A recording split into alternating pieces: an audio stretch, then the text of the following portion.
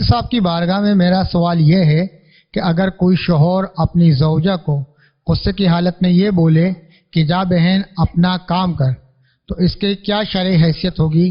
برائے کرم شرعی رہنمائی ارشاد فرما دیجیے۔ قرآن مجید فرقان حمید میں یہ واضح طور پہ فرما دیا کہ اللہ پاک نے تمہاری عورتوں کو تمہاری مائیں نہیں بنایا۔ ٹھیک، تو اب جو اور بیوی ہے وہ بیوی ہے، جو ماں ہے وہ ماں ہے، جو بہن ہے وہ بہن ہے۔ تو بہرحال ایسا کہنے کی شرعاً یہ اجازت نہیں ہے، اس سے سختی کے ساتھ قرآن و سنت کے اندر منع کیا گیا ہے۔ البتہ بیوی کو ماں یا بہن کہنے کی وجہ سے نکاح نہیں ٹوٹتا۔ بعض لوگ یہ سمجھتے ہیں کہ اس سے بیوی حرام ہو جاتی ہے، تو ایسا نہیں ہے، بلکہ نکاح اپنی جگہ برقرار رہے گا۔